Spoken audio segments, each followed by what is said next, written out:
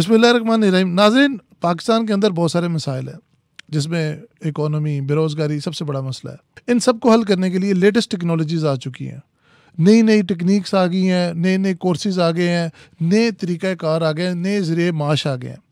हम क्यों इनकी तरफ नहीं बढ़ते? आज हमारे साथ हैं डॉक्टर अली साजिद और इनसे हम बात करेंगे कि आर्टिफिशियल इंटेलिजेंस कैसे पाकिस्तान की तकदीर बदल सकती है। Welcome to the show doctor साहब। बहुत शुक्रिया जी। आम लोगों के लिए बताएं, आर्टिफिशियल इंटेलिजेंस से कैसे पैसे कमा सकते हैं? अच्छा, पैसे पहले मैं इसका पस मंज़र 1-2 मिनट बोलूँगा। क्या वजह है इसकी? इंडिया ने 80s में आईटी के रेवोल्यूशन में एंटर हो गया और 90 के मिड्स में उसकी एक केस स्टडी सक्सेस की आना शुरू हो गई। बड़ी बड़ी उसकी कंपनियां बिलियंस डॉलर्स में चली गई। पाकिस्तान ने वो ट्रेन मिस कर दी 80s की। अब दूसरी जो वेव आई है चेंज की दुनिया में, ग्लोबल UNDP के मुताबिक मसनूई ज़हानत यानी आर्टिफिशियल इंटेलिजेंस के ज़रिए जो इकनॉमिक एक्टिविटी जनरेट हो रही है एज़ ऑफ टुडे 6 ट्रिलियन 6 खरब डॉलर की इस दफ़ा हो रही है इस साल एज़ ऑफ टुडे, और 2030 में ये 16 to 18 ट्रिलियन डॉलर्स में चली जाएंगी। अब ये वो एक ट्रेन चली है, सुपर ट्रेन, कि अगर पाकिस्तान इसमें अपनी ह्यूमन रिसोर्स को डेवलप करके एंटर हो जाए तो उसका 1% भी ले लें तो 160 बिलियन डॉलर बनता है। पाकिस्तान की आज टोटल एक्सपोर्ट 32 से 34 बिलियन डॉलर है, कभी 28 हो जाती है, कभी 32, कभी 34, ये 25 करोड़ की आबादी की। तो अगर हम अपने ग्रेजुएट्स को, अपने यूथ को जो 64% या 62% के आसपास है, जो हमारा डेमोग्राफिक एडवांटेज है, उसको उसके 1 लाख 2 लाख 5 लाख बच्चा बच्ची ट्रेन कर दें इसमें, जो 6 से 5 महीने की ट्रेनिंग मैक्सिमम है, तो हम उस इंटरनेशनल अपॉर्चुनिटीज़ की लैंड में जो ट्रांसमिटिव चेंज ग्लोबली आ रहा है उसमें से अपना पाई में से शेयर ले सकते हैं। 1%, 2%, 4%। हम UT के ग्रेजुएट जो 30-25 साल से फील्ड में हैं, ग्लोबल और पाकिस्तान में, 1.5 साल पहले बैठे और हमने सोचा कि लाहौर में एक रावी सिलिकॉन वैली बनाते हैं। ये बड़ा लंबा प्रोजेक्ट था। वो टकरे मारते मारते हमने फोकस किया इस साल जनवरी में कि सबसे पहले हम देखें कि हमारा जो ग्रेजुएट एम्प्लॉयबल क्यों नहीं है। इस वक्त सिविल इलेक्ट्रिकल और मैकेनिकल इंजीनियर 20-20 हज़ार की जॉब नहीं मिल रही उनको, और यूनिवर्सिटियाँ बंद हो रही हैं तेज़ी से, उनकी डिक्लाइन हो रहा है उनकी उसमें। जहाँ पे 40-40 हज़ार एप्लीकेंट था, 2-2 हज़ार रह गया और 200 सीटें भी पूरी नहीं होती। हमने देखा कि सब माजरत के साथ जहाँ पर टेक्निकल सीटें दी भी जा रही है, मैं पे पढ़ाया कर रहा यही ना, उसका सिलेबस इतना ऑब्सोलीट है। हमने कहा सिलेबस रिवाइज करें। पहला कंसेंसस हमारी टीम में हम वॉलंटियर्स का ये था, जो पे बैक करने के जज्बे से सरशार और ममूर थी हमारी सोच कि हमने नेशन को पे बैक करना है, गुर्बत को ख़त्म करना है। गुर्बत ख़त्म होती है रोज़गार के ज़रिए, एम्प्लॉयमेंट अपॉर्चुनिटी का सबसे आसान हमने नुस्खा कीमिया देखा, जो चश्मा फैज़ जो नया बैर है दुनिया में, उसका नाम था artificial intelligence, generative AI। Doctor साहब, जो निज़ाम तालीम है उसके अंदर IT की तालीम भी दी जा रही है, बट जिस तरह आपने बोला कि कोर्स एब्सोल्यूट हो चुका हुआ है। आप लोग जो UT के ग्रेजुएट्स थे, आप लोग जो पाकिस्तान को पे बैक करना चाह रहे हैं, आप लोग इकट्ठे बैठे, आपने डिसाइड किया कि हम जो लेटेस्ट चीज़ें उनको लेके आएँ, बट क्या गवर्नमेंट ने आपको हाथ पकड़ाया इसके ऊपर?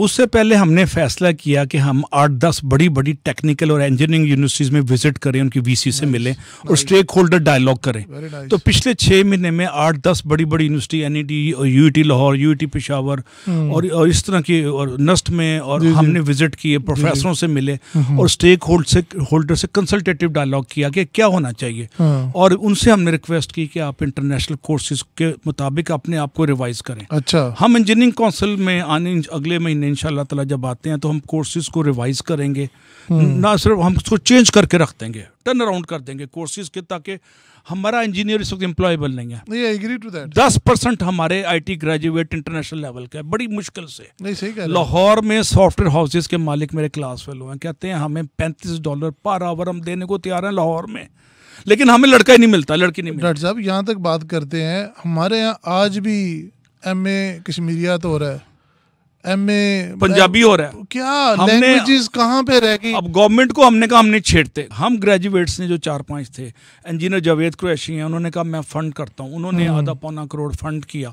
और हमने पूरे पाकिस्तान में विजिट किया। स्टेक होल्डर से कंसल्टेटिव डायलॉग के बाद कंसेंसस ये बिल्ड हुआ कि कोर्सेज रिवाइज किए जाएं। जो हो रहे हैं। मान गए सब, मान गए, चूंकि हम इंजीनियरिंग काउंसिल में पहले रहे हैं और वो रेगुलेटरी बॉडी, और हम फिर अल्लाह के फजल से जा रहे हैं अगले महीने, तो हमने कहा इंजीनियरिंग काउंसिल जो सरकारी पार्लियामेंट है इंजीनियर्स की, जिसके पास पॉलिसी मेकिंग डिसीजन मेकिंग है, तो उसके जरिए हम इसको इम्पोज करेंगे। अभी हम काउंसिल के जो हेड है हमें डॉक्टर नियाज अख्तर साहब है, वो पहले थे, वो तो हेड नहीं है, वो इसके एक अच्छे ऑफिस पे सीनियर ऑफिस बेरर थे।